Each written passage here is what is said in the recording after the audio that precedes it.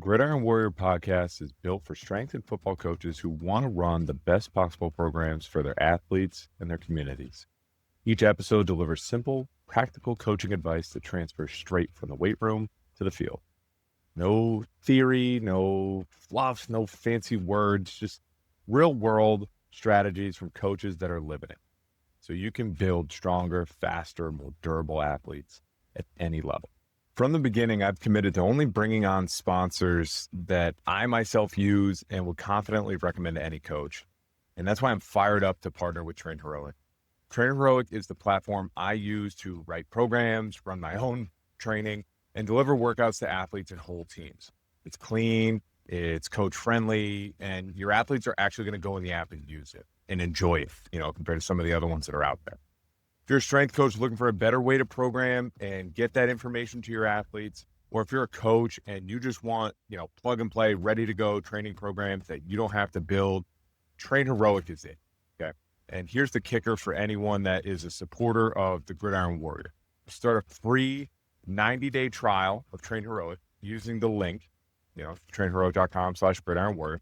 And I'll drop 2 12-week training programs right into your account so that you don't have to start from scratch. You can start with 2 12-week programs built in there, tweak them, change them, customize them, and get a good feel of using the app. And those will be in there for you, so you can use those. So head to www.trainheroic.com/Gridiron Warrior, start your 90-day free trial, and reply to your welcome email saying that you want those 2 12-week training programs from me, and I'll make sure you get those. If you're a high school coach trying to bring structure and feedback to your jump and speed training, you need to check out Plyomat. The switch mat technology is precise, durable, and it's far more reliable than those laser-based systems. More importantly, the feedback is instant. Your jump height, your contact time, RSI, all shown on the remote, the controller, and it's logged in their app as well. You can use it every single day as a checkpoint. Are your athletes hitting plyo numbers or thresholds? We use it in season to gauge readiness. You can check their ground reaction force and see if their springs are there as well. It's something that you'll bring out and use every single day in the weight room. If you follow Rich Burnett, the founder, you already know that the education piece is big too. He's a high school guy at heart, and so is the company. So, Plyomat is there to provide everything that we talk about in Gridiron Warrior, actionable results, real service, great customer service, and they're trying to bring jump training to the next level. So happy to support them. Check out the Plyomat. On today's episode, we have Coach Logan Tomlinson from Carson-Newman University talking about return to play. What do you do with the athletes that are hurt, that are on the sideline, that are still at practice? You want them involved, and you want them back on the field quickly. What can you do to speed that process up? And what can you do as a strength coach at practice? And what can you do if you're a sport coach by yourself? So we get into some good stuff here. I know I took a lot out of this. You're going to get some great information today from Coach Tomlinson. All right, we're back for another episode of the Gridiron Warrior podcast. Today, I have Coach Logan Tomlinson on. He's at Carson-Newman right now. I'm going to let him take it away and give his introduction. You can tell us as many chapters or as few chapters of your story as you want. Yeah, absolutely. Thank you, Coach. So I'm currently at Carson-Newman University. I'm in my first full-time year here. I finished a 2-year graduate assistant position here. They absolutely loved having me on staff. That was from them. So they went to our athletic director, created a third full-time position here, which is pretty uncommon within the D2 realm. So absolutely blessed to be in this role. Absolutely love the staff. I've had a couple other opportunities to go to some higher levels, but I absolutely just love this place and the people within it. Now you do have one of my guys. One of my guys transferred to you, so that's our mutual connection there. But I mean, I personally, if you guys don't follow him on social media, I think you need to. You do some great stuff, and that's one of the things I wanted to bring in people, and not just ramble about our stories and how we got here and things like that, but focus on one topic. Let's get really into it. And what caught my eye is all the stuff you're doing in terms of return to play and the things you're doing out at practice, because for some of us, right, there's some people on staff where that's their job, is to just go out and they're return to play specialists. They work at those things. There's smaller places like us where there's not many on staff. And, I'm the head strength coach for football, but I'm also doing return to play stuff. But I'm also the sports scientist doing the GPS stuff too. So there's a lot of hats you got to juggle. And I've talked to plenty of high school coaches as well that are the one person on staff. They're the D coordinator. They're the bus scheduler for the game on Friday night. And then they're also trying to do the strength stuff too. So bring you in today to talk about that one hat and get into some really good information. Hopefully coaches can get some stuff out of it. But talk to us a little bit about maybe what you do at practice in terms of return to play. Let's start with the on the field stuff, and then I'm sure you do more when it comes to into the weight room and things like that. Yeah. We're out of practice. What are you doing? Yeah. Okay. So usually we'll start off with, I'll get the injury report from our athletic training staff, sports med. We'll go through that every morning at the beginning of the day as soon as they send that out. And then we hand out the red jerseys for practice, and the sports med will talk to them when they receive their red jersey. Hey, you're going to be with Logan today on the sideline. So they'll go through the normal team warm up off to the side. And then I'm out there. I'll pull them out of the team warm up. And that's when we'll start with whatever they have going on for the day. So we have a couple systems in place. We have a couple protocols for the hamstring, the ankle, some shoulder, AC joint labrum, just depending on what it is. And then I'll portion them out into their each individual section. I'll go over with them, like what the objective for the day is. Like, okay, like this is a fresh hamstring. We're not trying to push into pain with them. Like we don't want that at all. It's just like, okay, how can we reduce some of your pain, get you to have some confidence again so we can get you back out on the field where you want to be. So we'll go through that. We'll usually start with a couple ISOs. We'll just start with general lunge ISO, glute bridge ISO, and then we'll kind of work through the general warm up. Then we'll go into what I like to call like pelvic mechanics or pelvis warm up, whatever you want to do with that. So it's just some low level, like Copenhagen's working on adduction. And then we'll do some like star planks, working on abduction, working on that lateral hip, and then just some front planks. And again, like these are super regressible or progressible wherever they're at. Like if they can't do a full Copenhagen starting out, like what I'll have them do is they'll glute bridge, I'll put my knees between theirs and they'll squeeze their knees in, and that'll allow them to get some of that adduction, work the adductors, things like that. So we'll go through that. And then we'll go into some ankle prep. And the reason I go through all these things is because specifically with lower body injuries, they're usually multifactorial. It's never just his hamstring, it was fatigue or he's running too fast. Somewhere something isn't working how it's supposed to. So maybe it's causing overcompensation or things like that. So kind of take this holistic approach to the rehab.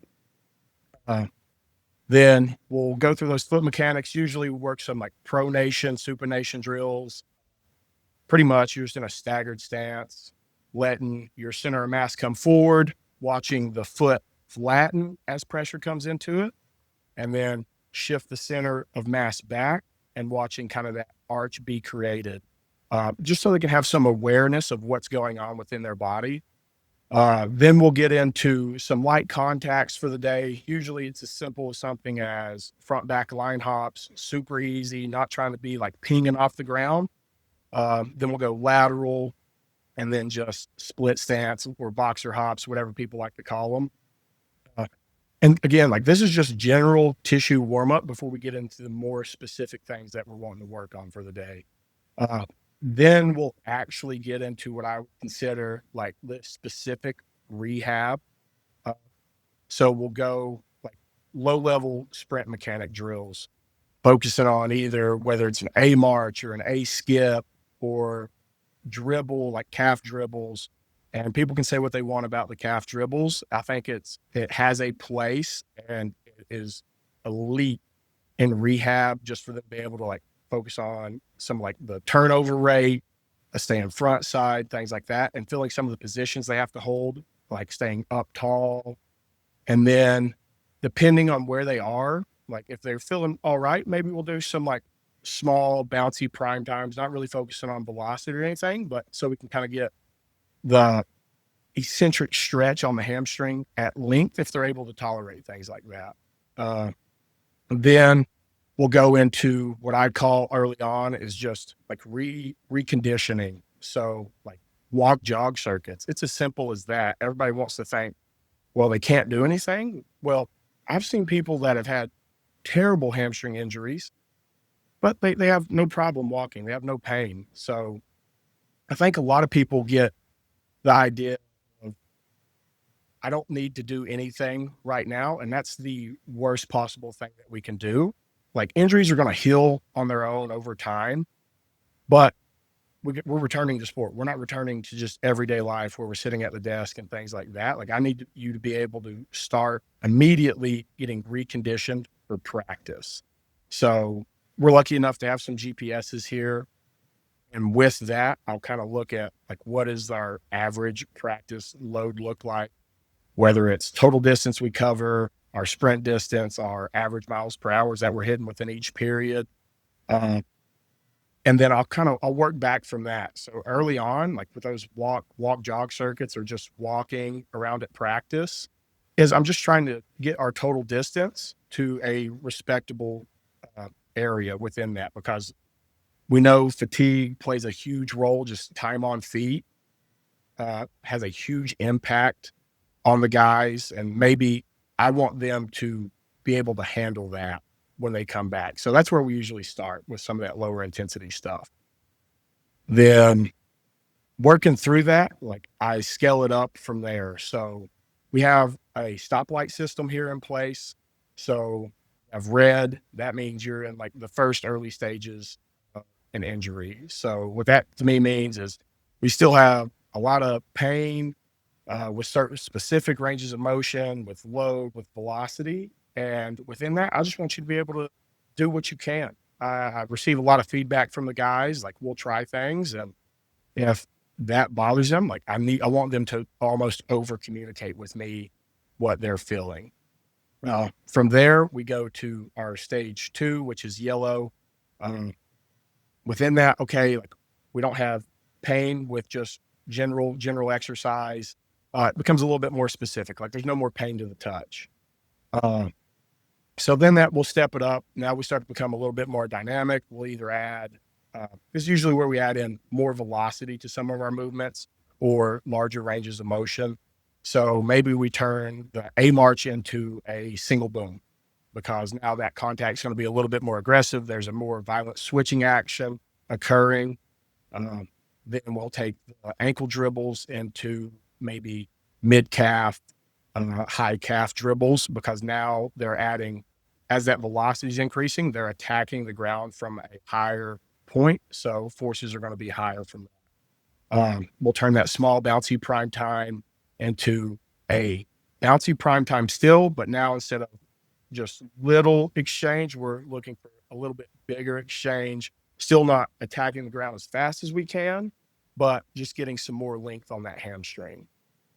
Then we'll go into stage 3, which is our green light. Like, okay, we're feeling pretty good. Like guys are starting to push it. This is about the period guys are getting really antsy with me. Like, hey, when can I go back to practice, coach? Like, I'm ready. I feel good. And yeah, they might feel good, but we want to be absolutely certain that they're going to be able to handle what's happening at practice. So this is where we'll increase that intensity yet again. So adding more velocity into things. So that single boom, that'll turn into triple booms. Then the calf dribbles, those will turn into like almost high knees. And then I'll usually add some constraints into that as well. So I can hold some med balls overhead, hold med balls out in front of them, just to challenge some coordination and things like that. And then we'll go into like those prime times, take them from just like small and bouncy or bigger and bouncy to, all right, now this is like a true prime time. Like we're adding that velocity component more. Like we're trying to be powerful, cover a lot of ground. Yeah. And within these stages, the running is different. So like in that red light stage, like I said, we kind of have like those walk jog circuits. And these are the meat and potatoes of the rehab. Like everything else is really, really nice, but like the practice volume, the sprint yards, the total distance, the miles per hour, like those are the things, those are our objective measures.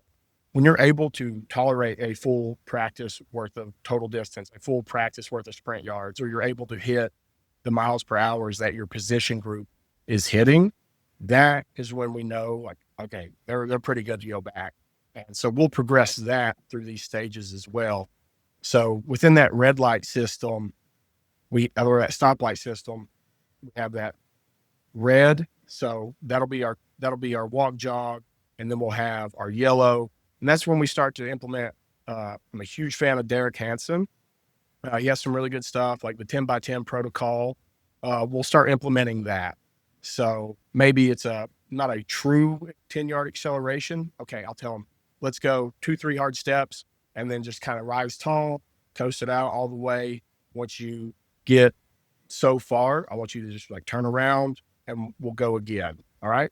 So now we're getting some really good starting accelerations, not super taxing on the hamstrings, and that's helping them build confidence. Like, yeah, my starts feel really good. And then within that, after we do that, we'll move on to some more volume-based work within that yellow stage. Okay, maybe we're hitting some longer tempos now, and I keep the time really conservative. I just want to work on the upright mechanics, fill in the positions, and the overall goal is just reaching those specified distances for the stage. So for the yellow stage, a total distance we're looking for is around 2,000 to 3,000 total yards. That's a decent gap. And I'll talk to them like, hey, how are we feeling today? And like something that I usually do, we'll usually go either 50-yard tempos or 100, just depending on the space that we have out at practice. Usually we don't get the full sideline, so we can't do 100, but I can go to the back of the end zone. I got about 50 yards right there. So we'll do a couple of those. I mean, you do 20 of those, you're at 1,000. I give a good amount of rest. So I'll tell them just up nice and tall. Let's say we go 15 seconds to go 50 yards. Like that is super conservative. Nobody's having to burn the gas to get there. They can finish before that time. I'll usually set like, don't cross before 9-10 seconds. So that'll control that intensity a little bit, and they'll get to scale that zone based on how they're feeling for the day. So we'll usually do a set of 20. That'll be 1,000 yards. I'll ask them like, hey, how you feeling? Well, I feel pretty good. All right. So give them a little bit of rest, go get some water, do whatever you need to. Be back over here in like 3 minutes. I'll usually go grab them. Then we'll do the same thing again. So then we got our 2,000 yards in. All right. I'll talk to them. All right. How are we feeling? They'll either communicate, oh, like I'm feeling pretty tired now. Like I don't feel as confident in it. So I'll be like, all right, we're done for the day. Go ahead and just cut it off. And I think this is super important with rehab, because everybody feels like they have to do something at practice. Like if you're out, constantly have to be doing something. That's not necessarily the case with rehab. Like, yes, we want to be able to get the work in, but if I'm pushing you so far into a place where you don't feel confident, you don't feel comfortable, like the hamstring starting to hurt again, I'm actually hurting your chances on returning faster. So everything is being handled. It's like kind of like a hot stove, I would say. You touch it, I was like, it's been pretty hot. Now we're going to learn from that, and we'll take note of that and move forward going on. We do a lot of things very similar. So I'm sitting here taking notes. I'm like, yep, like we kind of do that. We do it this way. We do it that way. Like one thing that I pulled out of that was the total volume is something that you still need to try and hit as soon as you can, get back on your feet and do that. So, our athletic trainers will start and they'll do the walk jog protocol and they'll run that first. And I'll wait for our athletes to be able to do a decent amount of that walk jog protocol. Now that protocol ends when they can they can jog an entire lap around the field. Now, does that mean you're ready to play football? Heck no. No. But that probably means you're ready. If you can barely walk jog, then me asking you to do activation work and mobility and extensive plyos, maybe your ankle's not ready for that if you can't even jog yet. So Once they can start really like getting the jog component of the walk jog, then we'll add in, okay, now you're also going to work with me and do some stuff with me at practice. But the base needs to be built there first, because too often I see, okay, I'm hurt, I'm out, I'm just going to rest and sit on the bench for a couple weeks and get it right and do some stuff.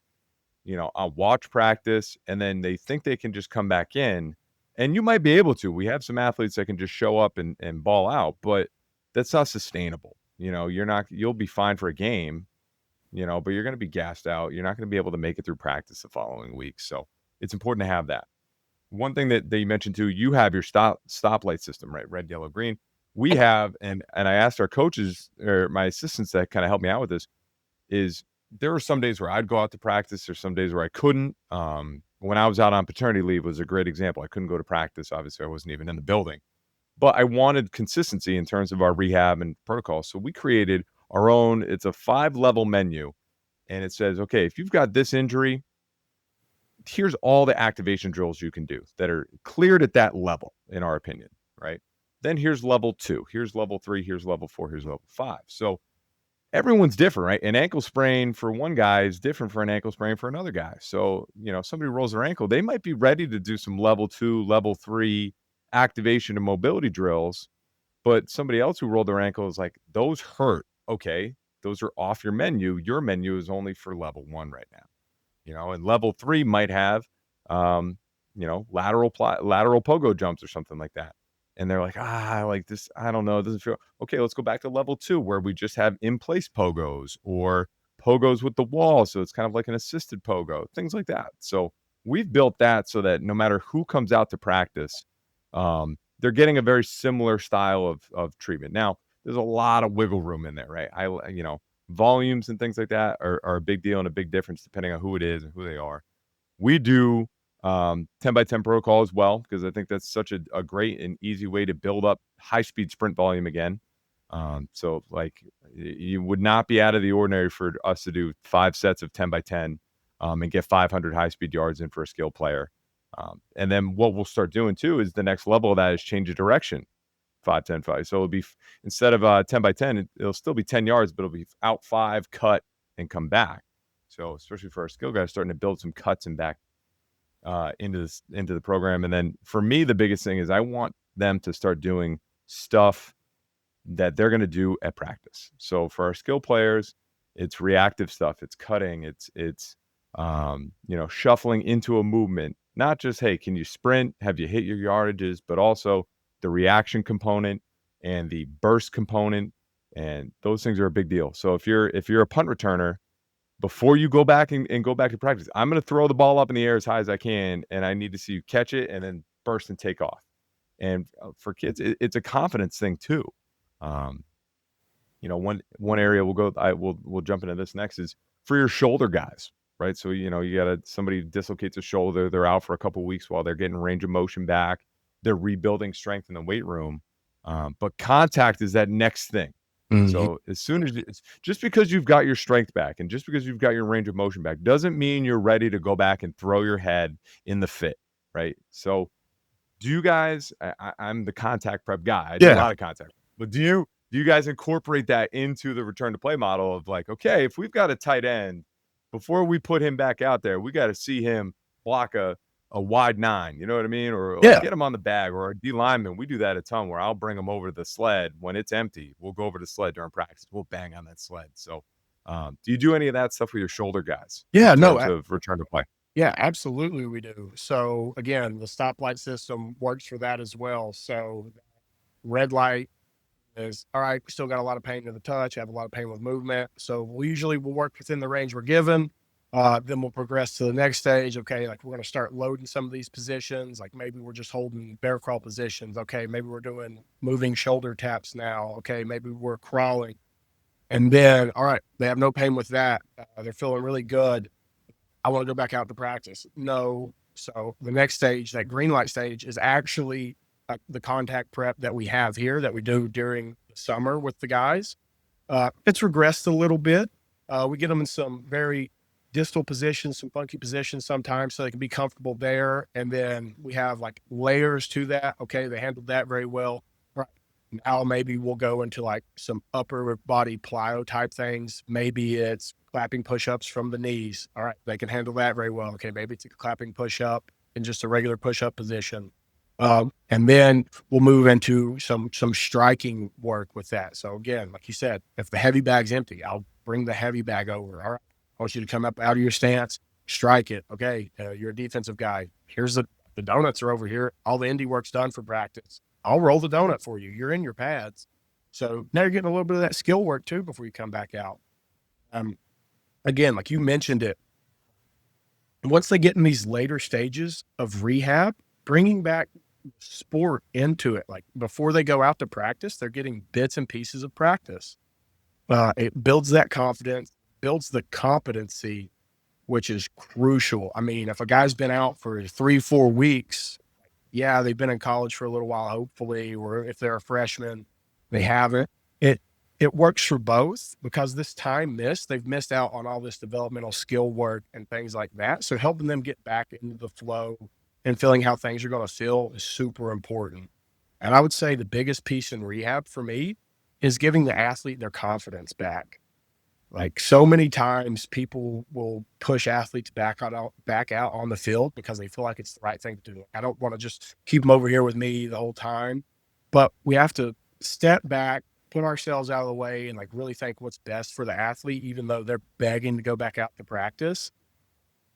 It, and really just give them that opportunity to do the things that they're going to be asked to do in a more controlled environment. I think just in my head here, I'm thinking about confidence and where I see, and this is a great one that we can get into, where the confidence is tough is the last stage, the end stage of hamstring rehab. You know, you got a kid that pulled a hammy and getting into that max V, that last gear is so tough for them because they know that that was the gear where things went wrong. So there is a psychological component of like, I don't want to go back to that gear because bad things happened in it. So what do you do specifically, maybe at the tail end, the very end? I can share what I do with our guys here. And then just that last stage of hamstring rehab, finally getting them back up to top speed. And then maybe something coaches can do, as a preventative maintenance thing. So hopefully you don't pull any hammies during the season. If you're doing this, you can kind of mitigate that risk a little bit. Yeah. So what I'll do within that, like, so they're at their last final stage of hamstring rehab. We have fly tins in there. I'll bring the lasers out. We have access to them at all times.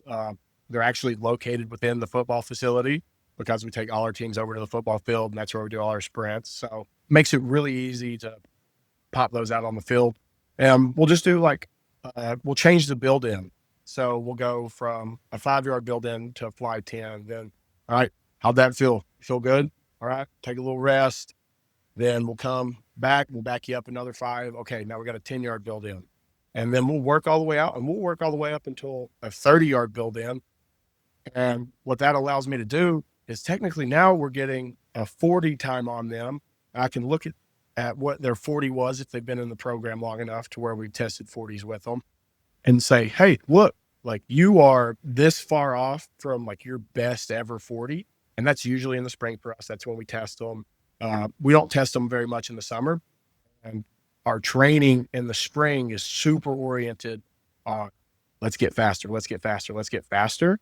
So they know, like pulling back from their memory that like, oh, we were training really, really hard for speed. And like I am within 90, 95%, or heck, some of them will even PR during this time of rehab because like this is what they've been focusing on for so long. And that helps build that confidence.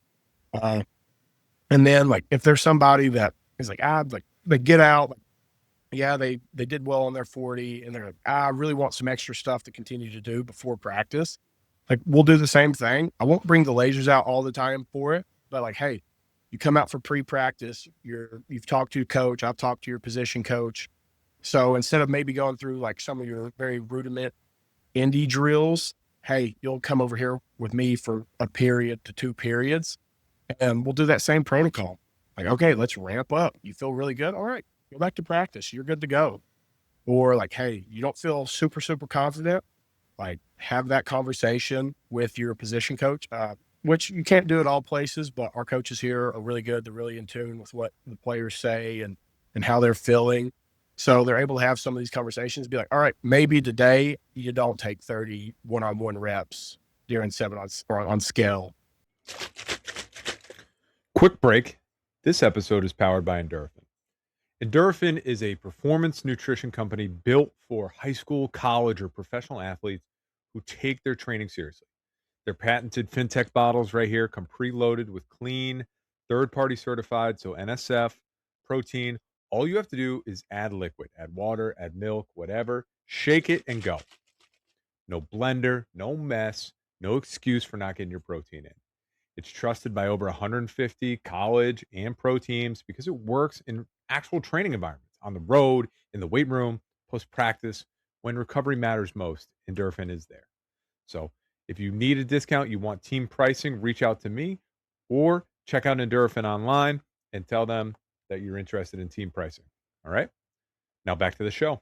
I do something very similar. So we got a couple guys that are, over the hump now. And I've seen the same thing. We had a guy jump 40 inches on the jump mat and he ended up jumping 41 change. Never jumped 40 in his life, but as part of the return to play protocol, had jumped 40 for the first time. And I was like, dude, I think we're pretty close to getting back on the field if you can do this, Yeah. So now, I mean, they come over and the first part of practice is like stance and get off and things like that for a couple of wide receivers. So I'm like, all right, come on over to me instead. And, we'll hit, I call them toe taps, but kind of like straight leg, kind of dribbles ish. Do a couple rounds of that, turn them into kind of like prime timey. So small prime time into big prime time is another way to think of it. We'll hit a couple single side cycles. So right foot cycles, left foot cycles. We'll get into a couple 3-step bursts. And then what I've found successful and what these guys like, they like a little more time to build up to that full speed. So opposite of, you're going to give them a 5-yard build into a fly, 10-yard build into a fly. I'm going to give them the opposite. I'm going to give them 40, 50 yards of a runway. And then I'm going to tell them, hey, I need you to hold it for the last 5 to 10 yards.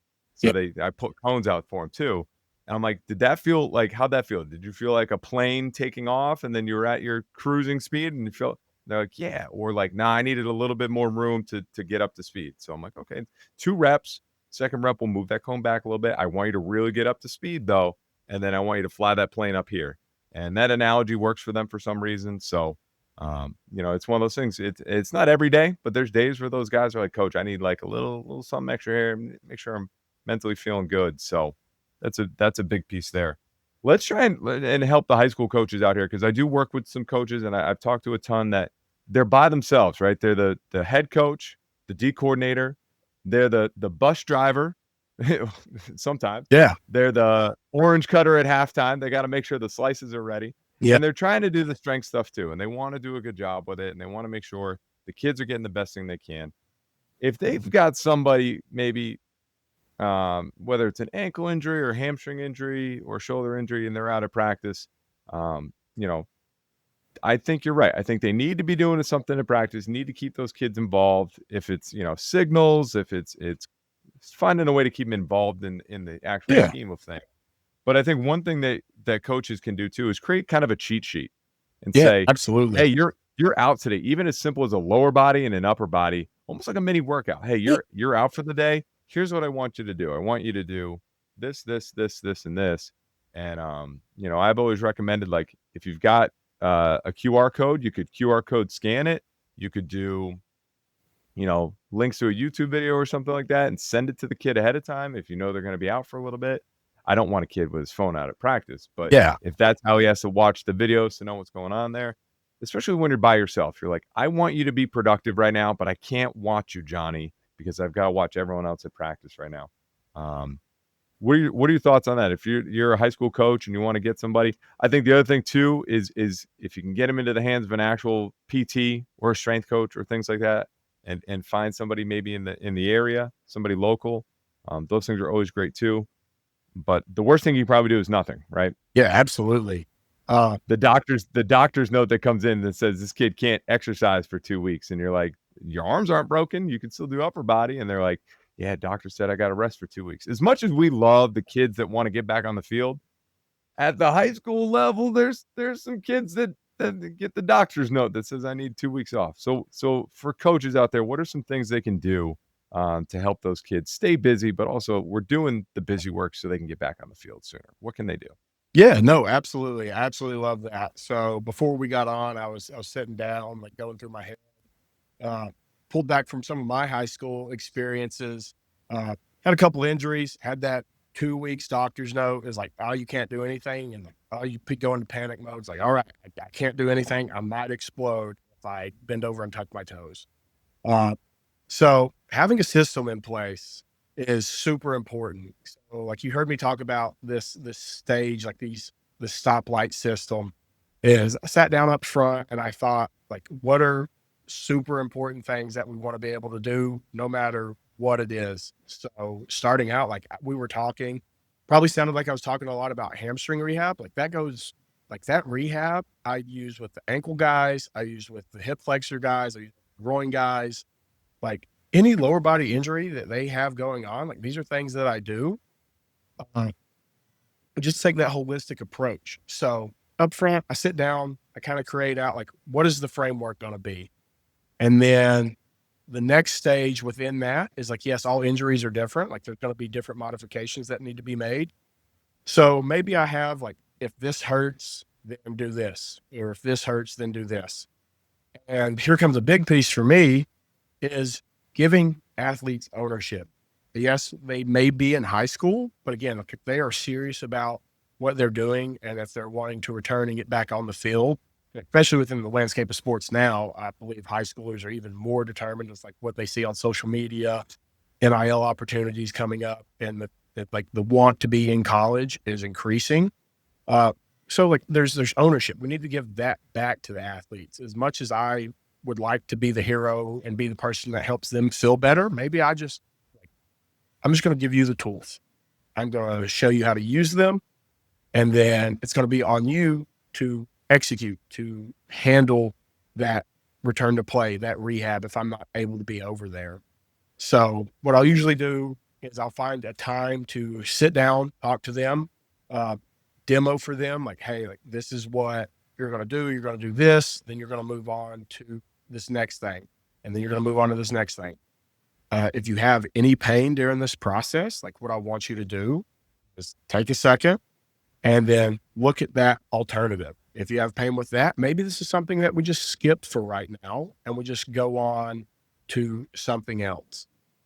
So giving them the power to make these decisions is super important. Like as much as I would like to know, like to think that I know what's going on with you, in reality, the only person that really knows what's happening and how things feel is the athlete.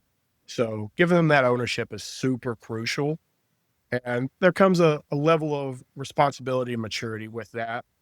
And if they don't have that, then just helping encourage them to have that, finding ways to give them the opportunity to kind of self-govern themselves.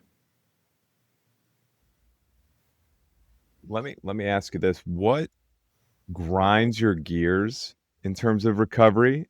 And kids come in today, oh, I got to get this and this, or there's a local cryo freeze chamber, I should do that, and that's going to help me recover faster. There's got to be something that you're like, this is stupid, why did kids?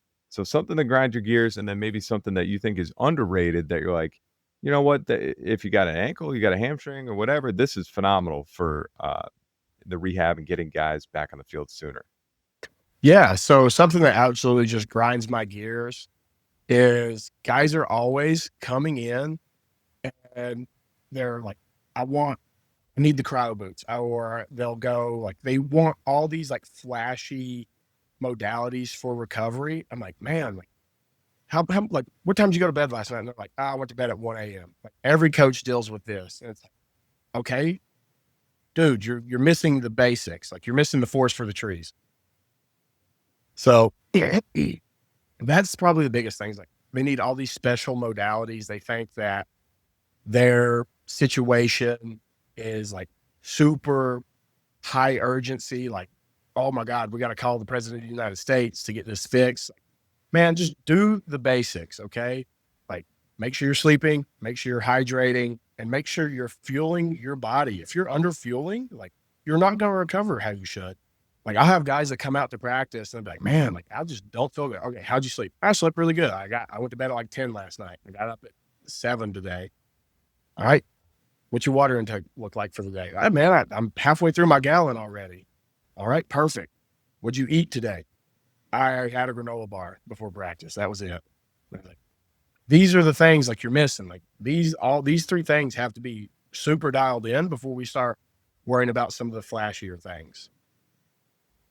I love that. That's I'm in agreement, 1,000%. I tell kids all the time, like, I can't provide steroids or things like that, but when you go to bed at 1 a.m. or 2 a.m., your body missed an opportunity to produce growth hormone. You know, Yeah, it comes in waves and cycles. And imagine, like, you just missed a shot of growth hormone because you exactly. decided you want to stay up till 2 o'clock. Like, you go to bed, you allow your body to do that. And I'm a big believer in just let your body heal and recover the way it wants to. So, I'm obviously not a huge ice proponent. Ice, I tell kids, oh, well, I got to get in the cold tub. I got to get in the cold.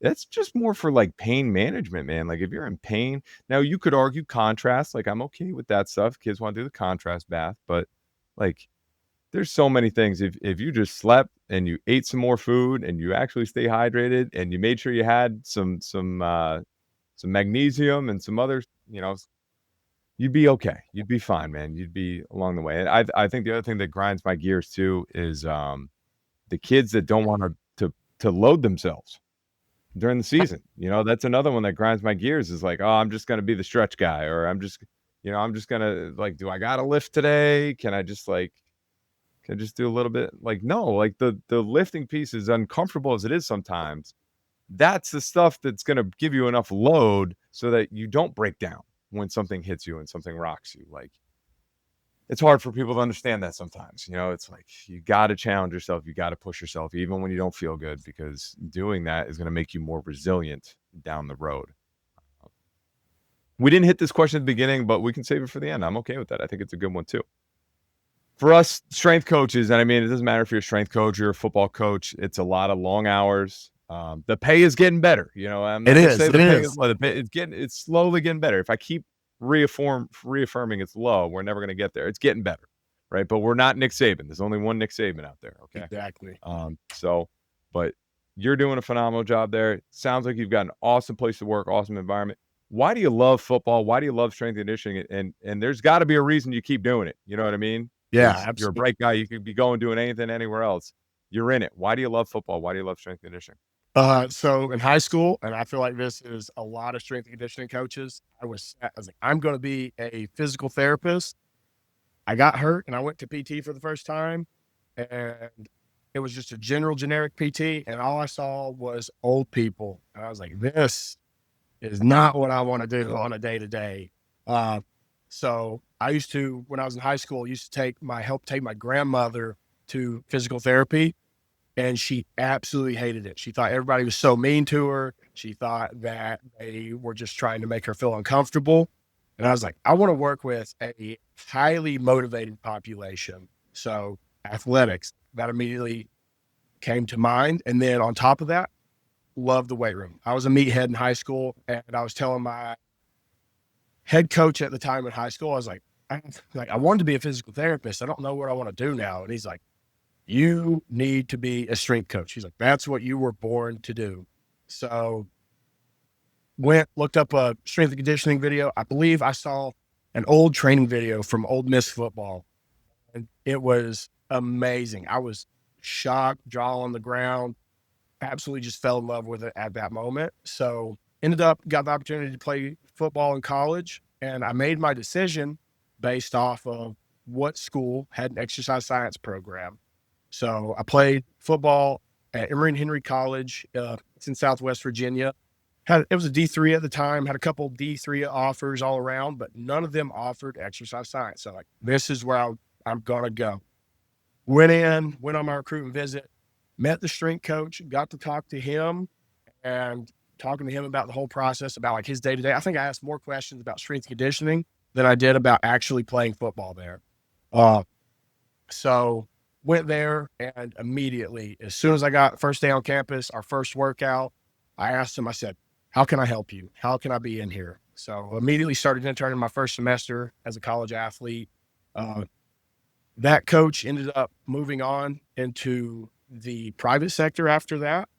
Brought in my mentor, I would consider, Mike Gentry. He had retired from Tech. He was around the area. He had a good relationship with our head coach, so he took over the strength and conditioning role there, and it was just him at the time. We were a little D3.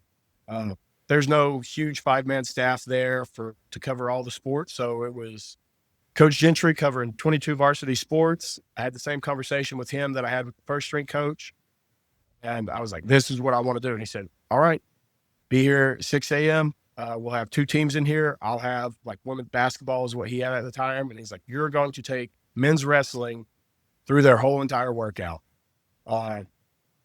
So got kind of thrown into the fire initially. And I just remember falling in love with it, helping others achieve things that they thought weren't possible and being able to share my passion with them. I say it all the time too. This is something that not everyone gets to do. It's I would never want to work a 9 to 5 because then you got to leave the 9 to 5 and you got to go to the gym. And there's so many people out there that just don't even do that anymore. And I pick up 45 pounds like it's like nothing these days. Grab a plate, put it away. Grab a plate, put it away. Some people don't pick up 45 pounds unless they order something really heavy from Amazon like once a year. Yeah. And it blows my mind, and yeah, you can work in corporate and you can have a team that you work with and coworkers, but there's so many life lessons of being on a sport team that, I still get to be a part of that. I've talked with other guests on the podcast about seasons, and I love the ebb and flow of college athletics. I like, having some time off in the summer. I like having those kind of quiet times in the holidays, and it makes those like long hour days. The in season right now for football is a grind at times, but that ebb and flow is worth it. I can't imagine waking up every day for 52 weeks and saying, all right, this is my schedule, 9 to 5. It's not for me, and with you, same thing. I love sharing. I love trying to help the next generation. And, we're teaching them something that lasts a lifetime in terms of in health and fitness and exercising. It's something that, when they graduate, they're not going to play their sport anymore, but they are going to still going to want to work out. Hopefully we've taught them that they should still want to work out and it's something they enjoy to do. So, Coach, you put great stuff out there on social media. Where can people find you if they want to either talk to you, reach out to you, ask you questions, or they just want to watch some of your videos and check stuff out? Yeah. So the only platform I use on social media is just Instagram. I don't have TikTok. I don't have Twitter. I try to limit my phone time to 3 hours a day, and that's a lot in this industry, in my opinion. So on Instagram, Coach Tomlinson 02. You can find me there. Shoot me a DM. I love to talk. I get super excited about all this stuff, and I don't think I've ever met a stranger in my life. So ask questions. Heck yeah. Awesome. Coach, appreciate you having you on, and everybody, thanks you for listening. We'll catch you on the next one. All right. Appreciate you. If you enjoyed this podcast, you want to keep getting better, I encourage you to check out my new community, the Gridiron Warrior Insiders. Got it right here on the phone. The app is clutch. There's so many things in there that I think you'll find valuable. We have the weekly film study where you can go live with me, ask any questions you want. There's no Q&A, no big deal. I always have a topic that we're going to hit on every single week, and we record those too if you can't make it. With the Wildcat webinar, that's where I call somebody else in to run the offense, and they come in and they bring a presentation about something that they're an expert in and give us some fresh insight, new information. I have unreleased podcasts. There's about 10 or 15 that haven't gone live yet. You can listen to them early before anyone else. We have the equipment room, so discounts, whether it's Train Heroic, Plyomat, OVR, or even my own courses. You have discounts in the equipment room. Okay, the free safety, anything that I want to throw in there, bonus programs for yourself as a coach, you name it, it's in there. And we have over 50 coaches right now that are helping each other. So we post questions and coaches will work together and provide insight and share information because that's what it's all about, is coaches getting better. So if you want to check that out, the links are in my bio, the links at the end of this podcast. Check it out there, Gridiron Warrior Insiders.